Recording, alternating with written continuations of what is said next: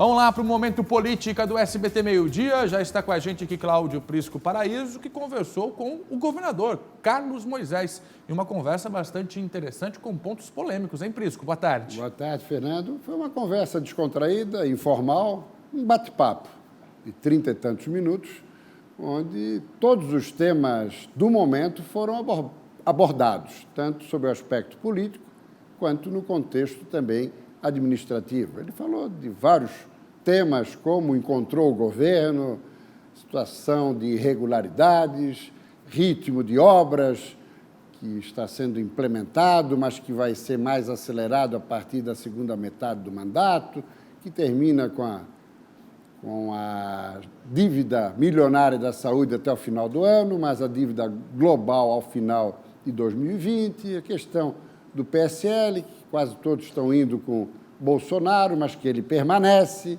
as eleições do próximo ano, enfim, foi uma conversa completa. O governador não é de grandes tiradas impactantes ou manifestações bombásticas, ele é mais de contemporizar, de pacificar.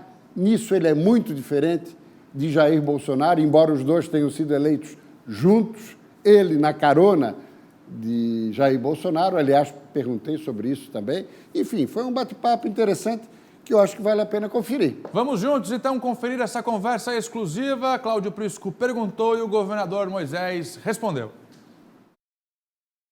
Carlos Moisés da Silva completa, daqui pouco mais de 45 dias, um ano à frente do governo do Estado. Neste intervalo, enfrentou adversidades, mas também surpreendeu aqueles céticos que imaginavam que a administração estadual entraria em absoluto colapso. Pela falta de experiência, nunca exerceu mandato nem cargo eletivo. Tudo bem, governador? Tudo bem, Prisco. Prazer estar aqui conversando contigo. Qual é o balanço? O balanço é muito positivo. Recentemente, tenho participado de algumas palestras, a última foi com a LIDE, o grupo de empresários aqui, prestando contas, né, desses primeiros 10 meses de governo, junto lá, desde a transição, que a gente poderia dizer que já tem um ano, né, do envolvimento direto pós-eleição com a máquina pública estadual. E os resultados são surpreendentes, como você mesmo colocou. Nós tínhamos déficit projetado de 2,5 bilhões, conseguimos, com as reformas que nós provocamos na máquina pública, a gente conseguiu economizar, diminuir a projeção desse déficit para 1 bilhão e 200 milhões de reais, é o que a gente quer fazer. A gente quer equilibrar as contas do Estado em 2020 para 2021 e fazer com que isso esteja efetivamente equilibrado, o Estado saneado, para que a gente possa investir mais. Isso é fruto de uma movimentação que a gente fez desde a reforma administrativa, desde a revisão dos contratos que o Estado tem, se relaciona com os particulares, né, com os fornecedores do Estado, e também uma nova forma de comprar, enfim, a revisão dos incentivos fiscais, dos benefícios fiscais, dos tratamentos tributários diferenciados. Foram encontrados muitos contratos superfaturados, direcionados, viciados. Então, a gente encontrou números que a gente não consegue explicar. Então, aprovar que isto, né, é direcionado, superfaturado, é um outro caminho, um caminho de investigação que pode ser feito. O que a gente encontrou foram números que não são coerentes com o preço de mercado. Por exemplo, o oxigênio, que eu sempre dou um exemplo, né? O governo, em 2018, comprou, ano passado, por 24 milhões. Nós compramos a mesma quantidade para uso medicinal por 12 milhões, é metade do valor. E haverá investigação? As pessoas serão responsabilizadas? O Ministério Público será acionado? Esse fato é público, né? A notícia é pública, e essa notícia, o próprio Ministério Público já teve através de vários canais. O que acontece é que havia atravessadores e que a gente dispensou os atravessadores, ou seja... As torneiras foram fechadas. Fechadas. A gente buscou o melhor. A gente brincava, até afirmava, né, na campanha, dizendo: o Estado compra mal, gasta muito, investe... E exatamente foi isso que a gente encontrou, o Estado comprando mal. A gente tira uma pessoa do meio dessa negociação que levava 100% de lucro simplesmente porque a gente não ia na fonte de quem faz essa entrega efetivamente. Buscamos a melhor proposta para o Estado sem nenhum conchavo. Os maiores problemas: saúde, infraestrutura, educação... o que a gente percebeu? Administração. Um Estado sem planejamento. Então, tudo que a gente faz hoje, a gente está entregando a ponte Hercílio Luz, a gente está entregando a reforma da Pedro Ivo e da Colombo Machado Salles, a gente está entregando o acesso ao sul da ilha, obras que se arrastavam por 5, 10, 30, 40 anos e que não tinha solução. Mas antes de entrarmos nas obras, eu pergunto assim, os buracos maiores, onde as torneiras foram fechadas, em quais as secretarias? A saúde é o exemplo clássico, né? Compras. Que compra mal, em geral. Nós tivemos, por exemplo, contratos de telefonia que nós pagávamos por mês R$950 mil. E agora nós estamos pagando R$250 mil. Uma revisão imediata, urgente desse tipo de contrato. E aí torneiras que nós fechamos também. Por exemplo, quando nós criamos o governo digital, o governo 100% eletrônico, a gente deixou de utilizar selo de correio e deixou de utilizar o papel A4 para imprimir. E a gente deixou de usar toner, aluguel de impressoras, em boa parte, enfim. Isso resultou numa economia de 29, vai resultar até o final do ano, uma economia de R$29 milhões só de selo e papel. Esquece motorista, combustível, etc. Então, esses para mim são os gargalos, são furos. Qual foi, para finalizar, qual a situação que lhe mais impactou? Encontrada? Olha, eu penso que nessa questão me chamou muita atenção os contratos de terceirizados, porque eu penso que não foram as melhores propostas, né? A gente está aí estimando 10 a 15 milhões de reais de economia. Em alguns setores que a gente levantou, a gente pode avançar ainda mais. Contratos feitos, por exemplo, de forma inadequada para o Estado. Olha, eu te deixo aqui 5 trabalhadores terceirizados, e aí eu digo, não, eu quero economizar, eu quero deixar só 2, vou economizar. E você é obrigado a continuar pagando os 5, porque o contrato previa isso. Então, ninguém contrata assim. E isso, para nós, é muito estranho, né? Isso a gente está revisando. Todos os contratos terceirizados, a maioria deles eram assim. Não dependia do número de pessoas, nem entrega que a empresa fazia, né? Você queria reduzir custo e não conseguia. Nós ficamos com alguns contratos até agora assim, por conta disso. Então, eles foram mal construídos para o Estado. O secretário da Fazenda, Paulo Eli, declarou que até o final do ano a dívida milionária da saúde será zerada. Isso é um marco. É um marco. A gente recebeu aí com 750 milhões. Eu acho que por questão de justiça há que se mencionar aqui que o retorno aos cofres, ao Tesouro Estadual, das sobras dos poderes e órgãos está vindo exatamente para a gente zerar essa conta até o final do ano. É uma questão de justiça, tem que ser mencionado isso. Portanto, é importante também que haja essa gestão, né, de economia, de boa versação do dinheiro público em todos os poderes do Estado, porque o Tesouro, como eu sempre costumo dizer, é um só. Então, essa sobra vem, esse retorno ao Tesouro Estadual nos ajuda a quitar a dívida da saúde e até o final do ano a gente quer zerar isso. Agora, o governador colocou o seguinte, primeira metade do mandato para acertar as contas, para deslanchar na segunda metade com obras e investimentos?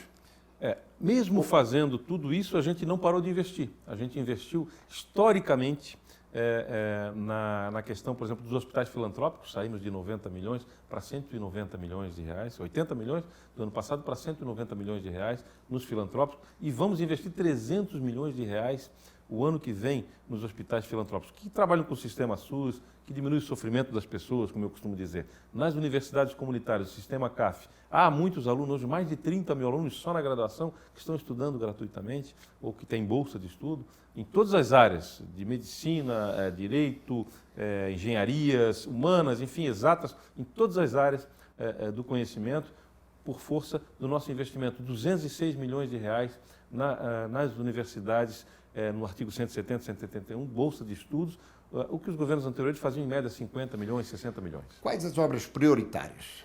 Bom, nós temos uma inércia de entrega na questão, por exemplo, da infraestrutura da educação. Nós temos aí 1.072 escolas, 73 escolas do Estado, 50% delas precisam de intervenção, de reforma, de um ginásio coberto, enfim, todas elas precisam de alguma intervenção. Acessibilidade. Nós não temos braço nem perna para fazer tudo isso ao mesmo tempo, ou seja, planejamento. Nós precisamos fazer, vamos fazer. A infraestrutura, para mim, é uma bandeira prioritária. Obras estruturantes em cada região do Estado. Confirmada a inauguração da Ponte Hercílio Luz para dezembro? A gente não trata como inauguração, porque a ponte já foi inaugurada, não é?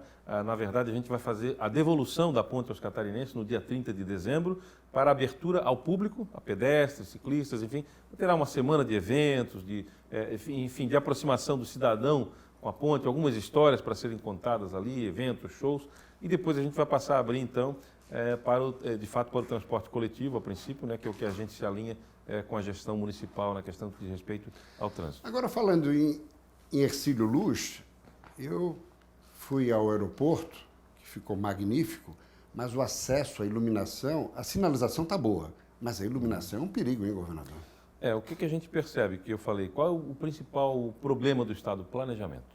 Né? Então, a gente recebeu o governo da forma como ele está.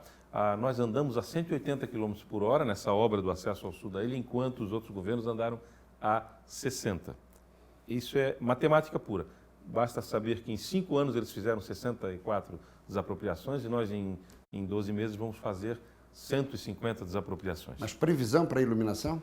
Então, essa é uma questão assim, recebemos o projeto da iluminação do município, a infraestrutura de iluminação ela pode ser colocada pelo Estado, mas quem de fato aplica na iluminação é o município, a iluminação pública. Essa é uma discussão que a gente está alinhando com o prefeito municipal, eu acredito que nós não teremos problema e vamos poder prosseguir. Como não havia planejamento, os projetos estão sendo entregues agora. Isso já poderia ter sido entregue. Mas a iluminação e a complementação da obra viária, para quando? Ainda para esse ano? O contrato prevê março.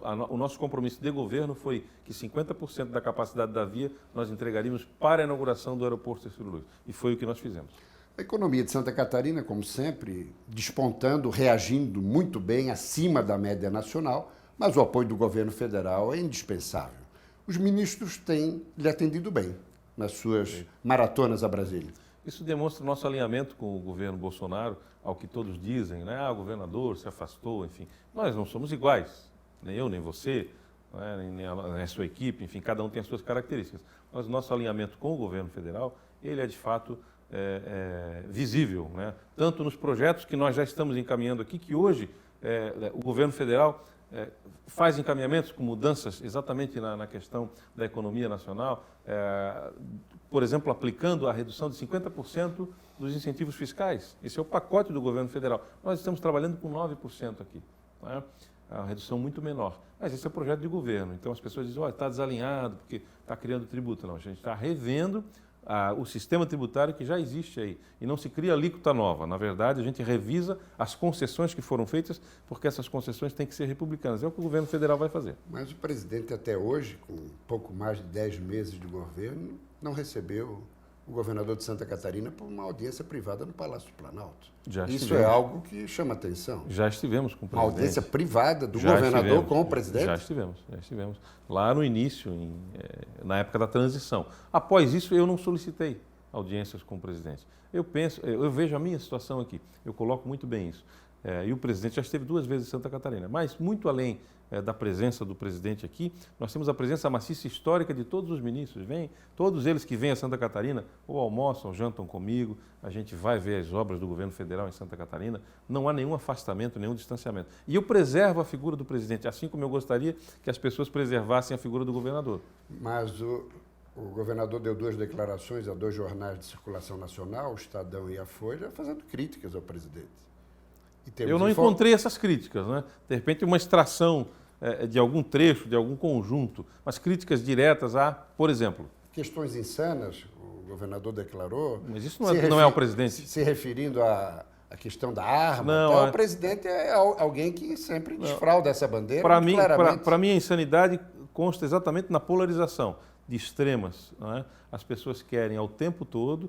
confronto, guerras. Eu esta semana ainda concedi uma entrevista a uma emissora de TV dizendo o seguinte: as minhas guerras são por uma saúde melhor, por uma educação melhor, por uma infraestrutura melhor, por um Estado mais seguro. Essas são as guerras nas quais eu quero entrar. Mas não vamos entrar ainda na área política, vamos ainda ficar na questão administrativa. Satisfeito com o seu colegiado? Sim. Hoje leio nos jornais, os jornais tentam acertar, né? Fazer uma leitura da mente já do derrubaram governador. os 4 secretários Exatamente, eu leio os jornais e vejo os jornais derrubando. Primeiro os jornais começaram nomeando, lá em novembro, né? Todos nomearam secretários, eu digo todos errados, não combinaram comigo. E agora eles derrubam os secretários, também não combinaram comigo. O colegiado, o primeiro escalão permanece, né, no governo. Não tem previsão de mudanças? Não tenho previsão de mudança. Está satisfeito com Estou todos os colaboradores? satisfeitos. A gente faz ajustes, né? Há reclames, há ajustes, isso é coisa de equipe. Mas né? tem ajustes a serem procedidos? Ajustes de nomes? na pasta, não de nomes. O secretariado permanece e nós vamos continuar esse trabalho, porque eu entendo que é um trabalho que já tem apresentado resultados. Agora, governador, também se coloca o seguinte, Carlos Moisés não circula pelo Estado como deveria, com a frequência. O governador é o mandatário maior, é o animador. Então, ouço de empresários, mas o governador não vem aqui, teve um evento que foi a inauguração do maior frigorífico da América Latina, da Aurora, lá no oeste catarinense, foi a vice-governadora. Em Joinville tivemos também a GM, um investimento de 2 bilhões, foi o secretário da Fazenda. Não está faltando um pouco a presença, a autoridade do governador em alguns locais para interagir? Você citou 2 eventos. Se eu for atender a todos eles, eu não paro no governo. Mas esses são expressivos, né? Eu considero expressivos, acho que a vice-governadora bem representa, até porque o oeste de Santa Catarina é de onde ela vem. Eu costumo dizer que a presença do governador não significa que o Estado está ausente, sem os seus secretários representando. Nesses primeiros 220 dias de governo, eu fiquei 65 dias fora da grande Florianópolis e sempre fazendo entregas. E eu estabeleci o seguinte, eu vou viajar, eu vou visitar determinada região, se eu tiver algo para fazer. Fora isso, eu estou imerso na gestão. Porque essa história de dizer que é o principal mandatário, que precisa estar presente, fazendo carinho, recebendo carinho de todos, e deixar a gestão sem planejamento, como eu recebi aqui, historicamente, com problemas enormes aí, porque eu preciso dar segurança aos meus secretários. Eles é que trazem um problema, olha, governador, esse contrato aqui está errado, isso aqui só tem que mudar. Aí eu digo, não, então vamos mudar. Olha, mas tem esse risco. Eu estou presente na gestão pública. Recebeu o governo muito pior do que imaginava? Como eu era servidor público, né, sou servidor da reserva, né, remunerada, eu conhecia o Estado profundamente. Então, quando dizem não tem experiência administrativa nem política, eu acredito que eu tenho as 2 experiências. Eu fui comandante de uma região com mais de 19 municípios por muitos anos, né, por 18 anos. Então, eu tenho experiência administrativa, me relacionei politicamente, no sentido não político partidário, né, mas de gestão da polis, da cidade, com todos os prefeitos, câmaras de vereadores, com a Assembleia Legislativa, aprovamos muitos projetos. Então, eu tenho as 2 experiências. Essa experiência ruim aí dos conchavos, né, dos contratos de gaveta, das coisas não republicanas, essa eu não quero ter. Essa experiência, de fato, eu não quero ter. Por isso que o Estado está apresentando os resultados. Nosso Estado é um Estado seguro, tem um ambiente propício para a atração de investidores e está crescendo, né? Nós crescemos mais do que a média brasileira. A nossa arrecadação de janeiro deste ano até setembro deste ano cresceu 12,67%. Foi a maior arrecadação do Brasil. Perdemos para o Ceará porque a arrecadação dele, a referência era muito ruim. Exatamente. E se nós tivéssemos arrecadado abaixo de 8, eu tinha atrasado a folha do servidor público. Ou seja, esse nosso afã, esse nosso desprendimento no sentido de atrair, de revisar contratos, de economizar, trouxe o saneamento do Estado. Agora, governador, sem entrar ainda em PSL, em deputados, mas falando em Assembleia, a gente observa uma certa dificuldade do governo construir uma base de sustentação majoritária. Eu lhe pergunto o seguinte, o que está faltando na articulação política do governo? Está faltando um articulador mais ágil ou é o governador que não dá autonomia para a articulação? Porque tem um líder do governo que às vezes vota contra o governo e que o próprio partido dele não deseja ele líder, Maurício Scudilhac, do PL. Como é que está funcionando isso, governador? Eu estou absolutamente satisfeito com a Assembleia Legislativa, absolutamente satisfeito. Tudo que nós conseguimos até hoje, em parceria com os deputados, eles têm autonomia, nem tudo eles têm que votar com o governo, né? Mesmo a base que a gente diz que ela é um pouquinho móvel, né? Cada um tem o seu jeito, tem as suas peculiaridades, representa uma região, então não há nenhuma amarra, né? Nenhuma algema de estar com o governo. Nós temos uma série de perfis na Assembleia Legislativa. Aqueles que estão muito mais próximos ao governo, tem aqueles que nem participam da base, mas dizem para mim, em conversa reservada, governador, eu não estou na base, não preciso tirar foto com o senhor, não preciso fazer entrega, mas sempre que o senhor precisar, da forma como o senhor está fazendo a gestão, que nós historicamente queríamos fazer isso com o nosso partido, é o sonho que está acontecendo em Santa Catarina, nós somos seu apoiador, sim, apoiador das suas ações. Mas quem é o articulador? É o próprio governador? Olha, eu tenho o chefe da Casa Civil, e juntamente com a liderança do governo, né, na Assembleia Legislativa, fazem as conversas com os deputados, trazem para reuniões e nós temos aqui semanalmente um café, um almoço, um jantar com os deputados que vêm da base, são convidados para estar conosco, e esses deputados aqui tiram suas dúvidas, dizem, governador, isso aí eu não posso votar, isso aqui a gente realmente não tem como apoiar. A gente alinha, faz alinhamentos sem trocas, né? Os deputados participam das entregas do governo, das suas regiões, trazem demandas. Então não são mais demandas pessoais, governador, eu quero um cargo público. Nenhum deputado me pediu cargo público, nenhum pediu uma secretaria, nenhum pediu... Isso é muito bom. Isso é uma forma diferente e que deu certo. Todos questionavam, vamos ver se isso vai dar certo. É a forma mais republicana. Os deputados que estão aí na Assembleia hoje, que são base do governo, aqueles que apoiam o governo, eles estão tendo uma atitude extremamente republicana. Não tem mais balcão de negócios. Não tem mais. Agora, a aproximação de Carlos Moisés com o MDB é evidente, até porque também é uma bancada considerável, são quase... É a maior bancada. Exatamente, Quase um quarto da Assembleia. Exato. Essa aproximação quer dizer alguma coisa? Política, não, partidária e eleitoralmente? Essa aproximação é exatamente aquilo que eu conversei com os deputados do MDB, porque eu recebi cada bancada aqui individualmente e disse, olha, a gente precisa, meu governo é um governo que será assim, desse jeito, sem trocas. E aí os deputados brincam com a gente, dizem, olha, vamos ver se isso vai funcionar e tal. Mas assim, eu tenho certeza que vocês são republicanos e a gente pode construir um Estado maior. Todos que vêm aqui, individualmente ou em grupo, eles me cumprimentam e dizem assim, governador, o senhor está no caminho certo. E no que depender de nós, nós somos seu apoiador. O governador chegou agora à Assembleia aquela questão do projeto do rescaldo, que tem a ver com os benefícios fiscais e tal. Tudo bem costurado para ser aprovado pela Assembleia? Eu acredito que sim, porque nós apresentamos aos deputados aqui cada item e eram situações que estavam de fora, né? Estavam fora das revisões que nós fizemos e precisavam entrar, porque vão impactar diretamente na cadeia produtiva. Exemplo da proteína animal ali, da questão dos frigoríficos, pequenos frigoríficos, há uma diferença de alíquotas de isenção entre os outros estados. Então, o produto do Rio Grande do Sul, do Paraná, poderia ser... Foi negociado com a cadeia produtiva? Exatamente. Eu recebi aqui para conversar o Paulo Eli também, que faz um excepcional trabalho na Fazenda, com a equipe toda da Fazenda, e essa necessidade foi detectada até no avião. Esse setor é um setor emblemático. Eu estava voando e um representante do setor disse, governador, posso sentar do seu lado um minutinho? Vou conversar. E fui daqui a Brasília conversando e ele me explicou a situação. Eu digo, não, vocês têm o nosso apoio, nós vamos pedir urgência para que seja incluso num próximo projeto de lei do rescaldo, porque a gente entende que era importante para o segmento. Agora, com relação aos defensivos agrícolas, o governo chegou a um encaminhamento até 31 de dezembro. Só que a área da agricultura está na expectativa que seja abril, que seria o momento em que o Conselho Nacional Fazendário vai definir uma situação padronizada para o país. Como é que vai ser entre 1º de janeiro e abril?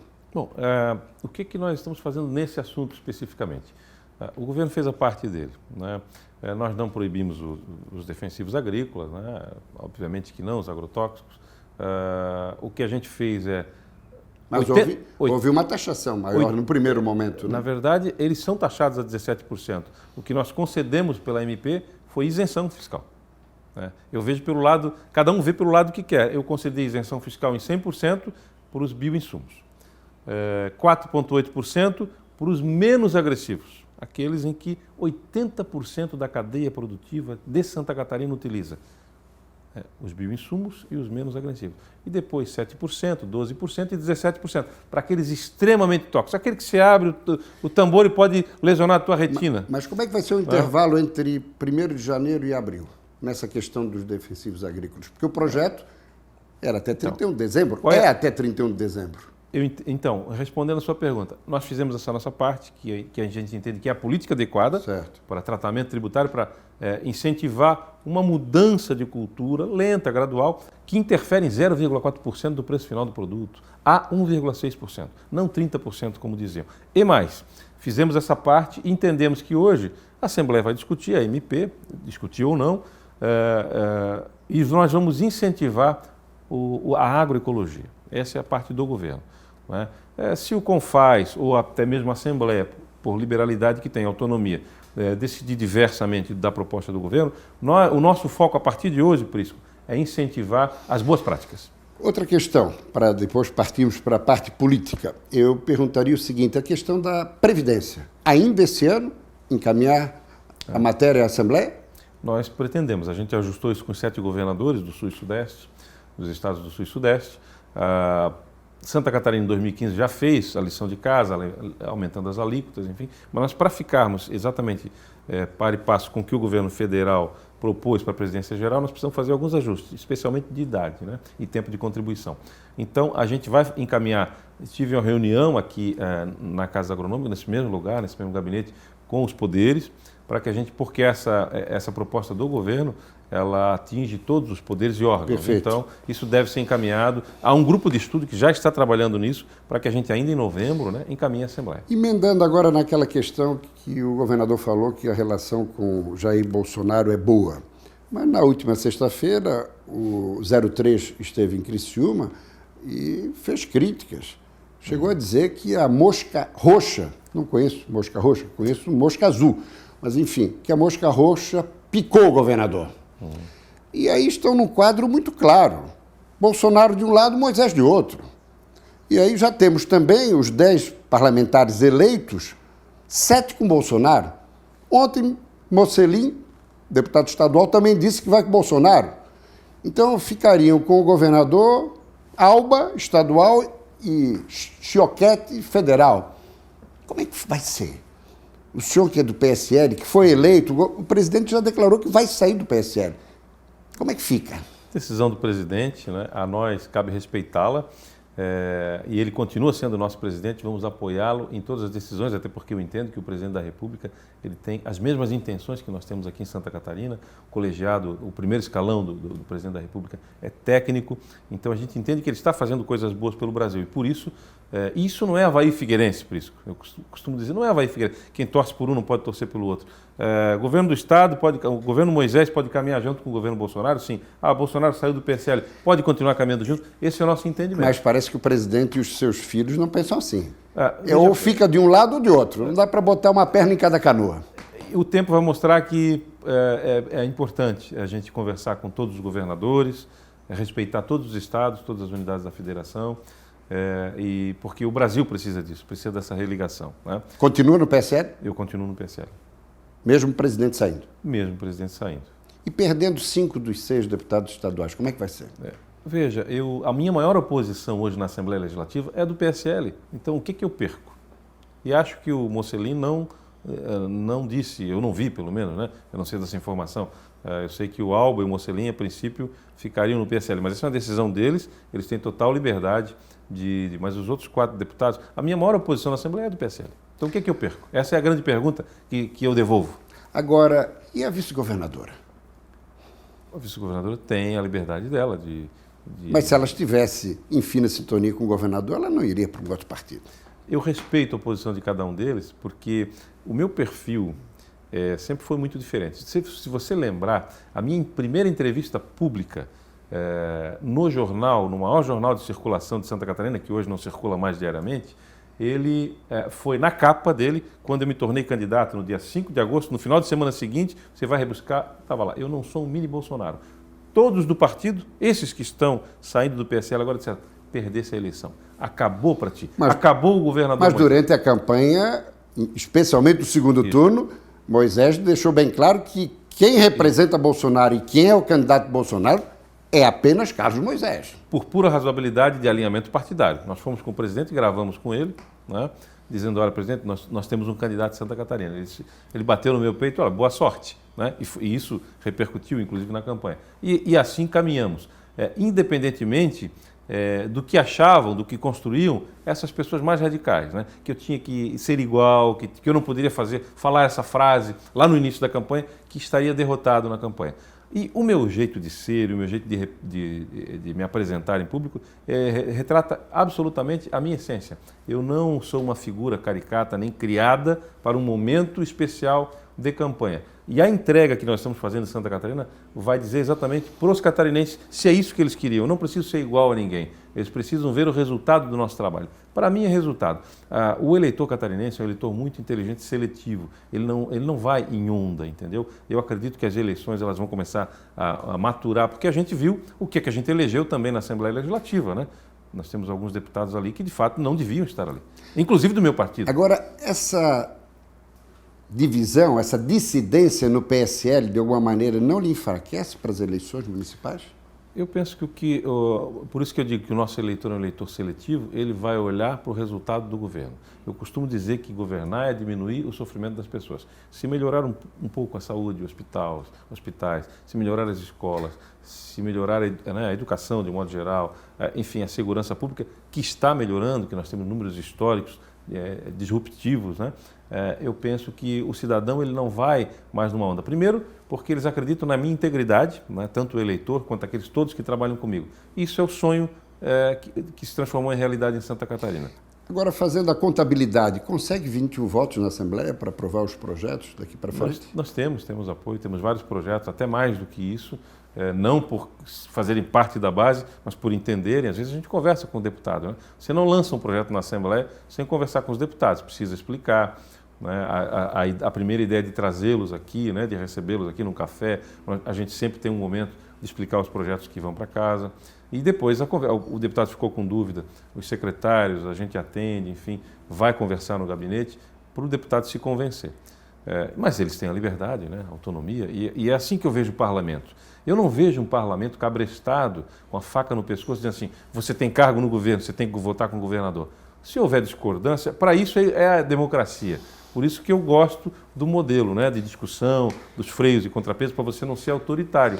Alguns projetos do governador têm que ser barrados para dar um sinal para ele. Olha, governador, você está governador, mas veja, né? Isso eu assimilo com muita naturalidade. Governador, estamos chegando ao final do nosso bate-papo, mas eu não poderia deixar de lhe perguntar um encontro que ocorreu logo depois da convenção, que lhe homologou candidato, em Porto Alegre, com Jair Bolsonaro, onde ele teria manifestado o desagrado pelo lançamento de uma candidatura ao governo em Santa Catarina, que tinha ficado estabelecido que era apenas uma candidatura ao Senado.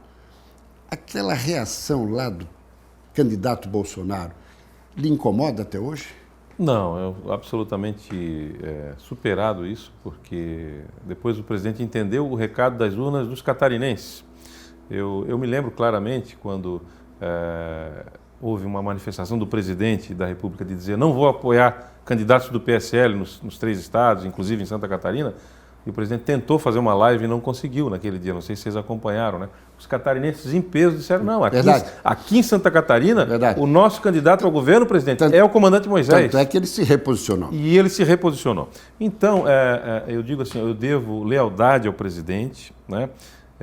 Acredito que a influência Bolsonaro nos ajudou na mudança para Santa Catarina, mas como você colocou, teve meandros, né, nesse caminho, né, teve nuances que às vezes eu não gosto de trazê-las porque eu acho que é passado, a gente tem que olhar para frente. Ele é o meu presidente da República, é um homem que quer o melhor para o Brasil, o secretariado dele mostra isso porque eu vou nos ministros, né? Todos eles querem o melhor para o Brasil, todos eles estão fazendo um excelente trabalho. Agora, há o reconhecimento de Carlos Moisés de que foi eleito substancialmente pela onda 17, pela onda Bolsonaro, aqui em Santa Catarina? Eu reconheço que há uma fome de mudança, né? E que, nesse momento, eu era desconhecido. Então, todos que eu tinha contato durante a campanha diziam, não, uma experiência vai ser legal, um próximo momento, eu sei que o senhor é uma pessoa honesta, o senhor vai crescer. Mas por que linkado com o Bolsonaro? Ou não necessariamente? Eles não acreditavam na minha eleição. Eles não acreditavam na minha eleição, havia uma polarização. E quando a gente foi para o segundo turno, aí eu disse, eu não tenho mais dúvida que nós vamos ganhar a eleição. E aí houve exatamente uma ruptura, né, entre a política, aquela prática costumeira e algo novo. E aí, claro, que Bolsonaro, apesar de ter 28 anos de política, representava uma mudança. E a última pergunta é exatamente isso que o governador focalizou agora. O capitão Bolsonaro tem 28 anos de mandato. Já Carlos Moisés nunca exerceu mandato. Alguns falam, falta um pouquinho de jogo de cintura para o governador. Eu gostaria de ouvi-lo sobre isso. Eu nunca fui filiado a um partido, nunca concorri em nenhuma eleição, nem de DCE, nem de síndico de prédio, e disseram, você me ajuda na executiva, convite lá da época do Lucas Esmeraldino, né? Aí eu disse, olha, Lucas, eu te ajudo, mas primeiro eu vou ler o estatuto do partido. Quando me filiei, é por isso que eu não deixo o PSL. Eu disse, olha, está razoável, está bom, não tem nada que fira os meus princípios. Aliás, eu concordo com quase tudo, né? Enfim, o estatuto é bom, livre mercado, enfim, um partido um pouco conservador, mas o mercado livre, pouca interferência. Eu vou me filiar. Então, eu vejo hoje com naturalidade. Ou seja, o perfil militar de Carlos Moisés mais ajuda do que prejudica no exercício como governador? Eu acho que a gente tem uma linha de organização da nossa cultura, né, de caserna, e também junta isso com a prática hoje. Hoje o nosso governo é um governo inovador, né? Nós estamos fazendo o que as empresas fazem aí. Já começou lá em novembro, quando eu comecei a escolher meu secretariado, sentando aqui como nós estamos, 3 horas ouvindo se você vai ser secretário ou não, sem indicação político-partidária. E hoje é um governo inovador, leve, que entrega ao cidadão tecnologia, economia, e a gente vai continuar nisso. Governador, grato pela entrevista. Obrigado. E sucesso. Obrigado. Satisfação. Obrigado. Satisfação, igualmente. Muito grato.